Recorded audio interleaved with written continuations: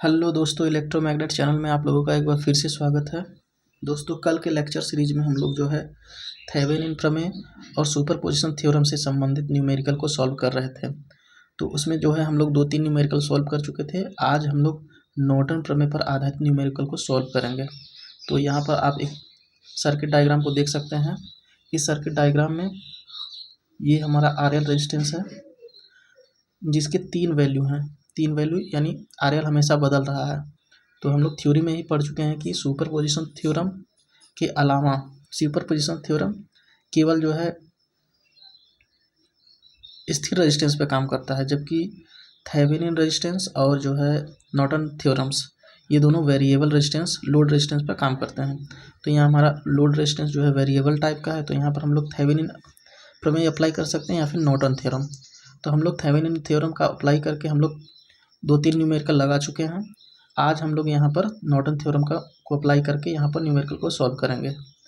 तो हम लोग सबसे पहले मान लेते हैं RL का मान जो है 5 ओम है। इस पर जो है हम इसमें करंट निकालेंगे, इसमें कितना करंट IL आ रहा है। तो नॉर्टन प्रमेय का सबसे पहला स्टेप क्या है? नॉर्टन प्रमेय का सबसे पहला स्टेप है कि जिस लोड के एक्रॉस हमको करंट निकालना होता है उसको अस्थायी रूप से हटा के उस पॉइंट को शॉर्ट कर देता है। तो यहाँ हमारा A बिंदु है, यहाँ B बिंदु है। तो हम लोग सबसे पहले रेजिस्टेंस RL को हटाएंगे तो सर्किट कुछ इस तरीके का बन जाएगा हमारा।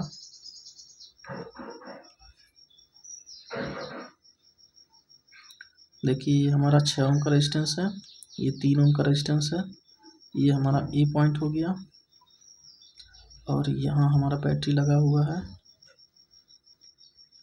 100 वोल्ट की बैटरी, और ये हमारा 6 ओम का रेजिस्टेंस हो गया। इसको हम लोग शॉर्ट कर लेंगे। अब यहाँ पर जो धारा रहेगी ये हम ISC या फिर IN लिखते हैं, इसी को नॉर्टन करंट कहते हैं। तो इस नॉर्टन करंट को फाइंड करने के लिए हम लोग क्या करते हैं, यहाँ बैटरी से जो करंट निकल रही है यहाँ से आते हुए यहाँ 2 भागों में डिवाइड होगी। जो एक इधर ISH या IN चली जाएगी और एक करंट इधर चली जाएगी। तो हमको इस ब्रांच में कितनी करंट जा रही है उससे कोई मतलब नहीं है, हम लोग इस ब्रांच में करंट निकालेंगे। तो इस ब्रांच में करंट निकालने के लिए क्या करेंगे, सबसे पहले बैटरी के अक्रॉस टोटल रेजिस्टेंस निकालेंगे। टोटल रेजिस्टेंस निकालने के लिए इस 3 ओम और 6 ओम को देखेंगे हम लोग, ये दोनों 2 पॉइंटों के बीच में जुड़े हुए हैं। देखिए ये 6 ओम और ये 3 ओम तो पैरेलल में हो जाएगा। 6-3 का जो है हम लोग पैरेलल कॉम्बिनेशन निकालेंगे, 6 पैरेलल 3, तो 3 गुणे 6/3 प्लस 6 ये 18/9 हो जाएगा। इसको सॉल्व करेंगे तो यहाँ हमारा 2 ओम आ जाएगा इसका वैल्यू, और ये 2 ओम और ये 6 ओम दोनों सीरीज में होंगे। तो टोटल R जो है हमारा 8 ओम हो जाएगा। तो अब जो है बैटरी से जो करंट निकल रही है, बैटरी से जो करंट निकल रही है उसको हम लोग निकालेंगे। तो उसका मान लेते हैं I है, यहाँ से निकल रहा I। तो I बराबर हो जाएगा हमारा V का मान 100 है और टोटल R हमारा 8 ओम निकला है। इसको सॉल्व करेंगे तो 25/2 एम्पियर हमारा यहाँ से करंट टोटल निकल जाएगा। ये हमारा टोटल करंट निकला है जो बैटरी से निकल रही है। अब ये करंट यहाँ पर आएगी और यहाँ 2 भाग में डिवाइड होगी और हमको ISC फाइंड करना है, ISC या IN। तो IN निकालने के लिए हम लोग करंट डिवीजन रूल लगाएंगे। IN जिसको नॉर्टन करंट कहते हैं, तो उसको निकालने के लिए टोटल करंट 25/2 और यहाँ दूसरे रेजिस्टेंस का वैल्यू रखेंगे। हम लोग सीख चुके हैं कि कैसे जो है करंट डिवीजन रूल अप्लाई किया जाता है।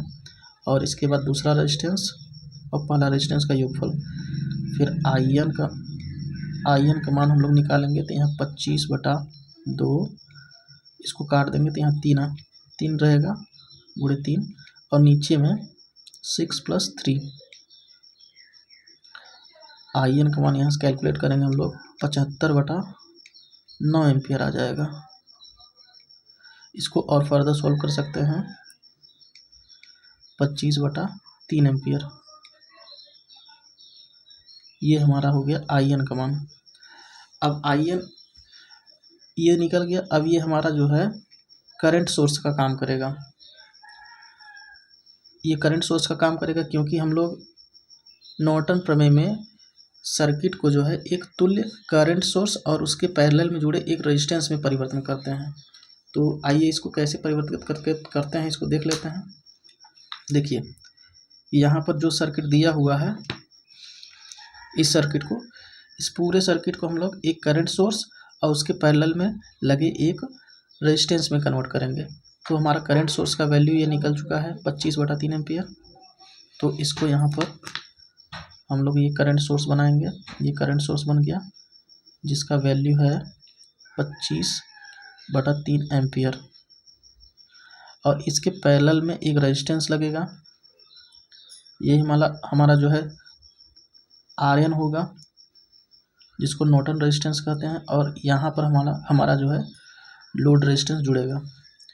तो देखिए इस RN को कैलकुलेट करने के लिए हम लोग क्या करते हैं, थ्योरी में हम लोग पढ़े हैं कि RN को कैलकुलेट करने के लिए जितने भी वोल्टेज सोर्स होते हैं उनको शॉर्ट कर देते हैं और करंट सोर्स को ओपन कर देते हैं। यहाँ पर हमारा वोल्टेज सोर्स है तो हम लोग इसको शॉर्ट करेंगे।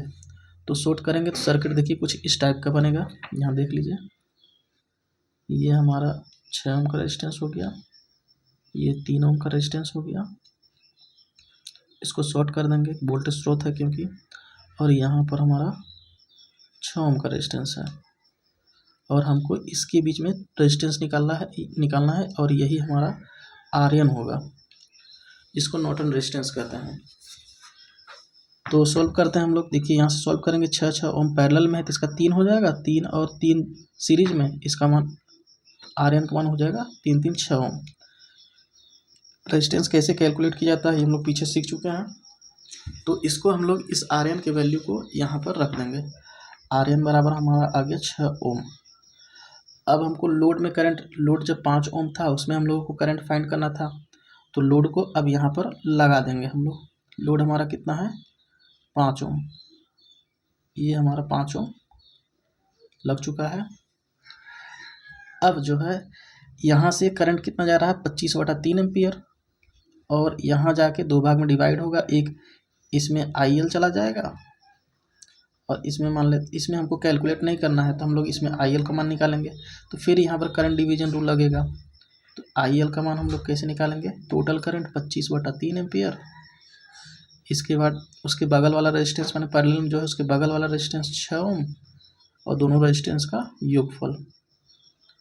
फिर IL को कैलकुलेट करेंगे हम लोग, यहाँ से ये कट जाएगा, 2 आएगा, 50/11 एम्पियर। ये हमारा IL का मान हो गया। अब देखिए दोस्तों, नॉर्टन रेजिस्टेंस तो निकल गया था हम लोगों का यहाँ पर 6 ओम। अब रेजिस्टेंस को हम लोग बदल के IL का मान प्राप्त कर सकते हैं। हम देखिए दूसरा रेजिस्टेंस हमारा RL क्या है 10 ओम, तो हम लोग यहाँ 10 ओम आसानी से रख के अब दूसरे के लिए भी कैलकुलेट कर सकते हैं। देखिए बाकी सब पैरामीटर वैसे ही रहेंगे जैसे पहले कैलकुलेट हुआ है। देखिए अब हम 10 ओम के लिए कैलकुलेट करेंगे, यहाँ पर इसको 10 ओम रख देंगे, फिर से करंट डिवीजन रूल लगाएंगे, हमको IL फिर से मिल जाएगा। ये IL दूसरे के लिए हो गया।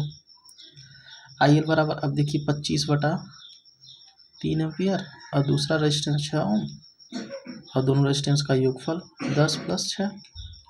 फिर IL निकल गया हमारा दूसरा वाला, इसको काटेंगे तो यहाँ 2 आ जाएगा, 50/16 या इसको काटेंगे 25/8। ये हमारा दूसरा IL हो गया। अब फिर तीसरे रेजिस्टेंस के लिए भी ऐसे ही कैलकुलेट कर लेते हैं। देखिए तीसरा रेजिस्टेंस हमारा कितना दिया है, इसको फिर हटा देंगे इसको, बाकी सारे के सारे पैरामीटर वही रहेंगे। देखिए यहाँ पर 25 है। अब 25 ओम के लिए कैलकुलेट कर लेते हैं। तो देखिए फिर से करंट डिवीजन रूल लगाएंगे। अब IL का मान कितना होगा 25/3 गुणे 6/25 + 6। अब यहाँ IL इसको फिर से काटेंगे, 2 आएगा, 50/31 एम्पियर। तो यहाँ से देख सकते हैं हम लोग कितने भी रेजिस्टेंस लोड में लगा के तुरंत कैलकुलेट कर सकते हैं। एक बार हमको केवल सॉल्व करने की ज़रूरत है इतना, बाकी लोड रेजिस्टेंस को परिवर्तित करके हम लोग विभिन्न लोड पर धारा का मान, पावर का मान, वोल्टेज ड्रॉप सब कैलकुलेट कर सकते हैं। जबकि अगर यही हम लोग सुपरपोजिशन थ्योरम अप्लाई करते तो हमको पूरा सर्किट फिर से सॉल्व करना पड़ता। यही है फ़ायदा जो है थेवेनिन प्रमेय और नॉर्टन प्रमेय के यूज करने का। तो आइए इसके बाद थेवेनिन प्रमेय का एक जो है स्थिति रह गया है जिसको हम लोग मैक्सिमम पावर ट्रांसफर थ्योरम कहते हैं, उसको समझ लेते हैं। देख सकते हैं दोस्तों, यहाँ पर एक अधिकतम शक्ति स्थानांतरण प्रमेय है। यह कुछ नहीं होता है, यह केवल एक थेवेनिन प्रमेय का एक विशेष स्थिति होता है जिसको हम लोग समझेंगे। देखिए दोस्तों, इस प्रमेय के अनुसार किसी विद्युत परिपथ में स्रोत द्वारा लोड को अधिकतम शक्ति तब स्थानांतरित की जाती है या ट्रांसफर की जाती है जब लोड प्रतिरोध का मान स्रोत के आंतरिक प्रतिरोध के बराबर हो। देखिए दोस्तों, यहाँ पर एक सर्किट डायग्राम दिखाया गया है, तो इसको हम लोग सर्किट डायग्राम से को देखकर भी एक्सप्लेन कर सकते हैं। देखिए, अधिकतम शक्ति स्थानांतरण प्रमेय के अनुसार क्या होता है, जब इस लोड प्रतिरोध का मान इसके स्रोत के इंटरनल रेजिस्टेंस के बराबर होता है, ये इंटरनल रेजिस्टेंस है इस स्रोत का, तब जो है ये स्रोत इसको अधिकतम शक्ति ट्रांसफ़र करेगा।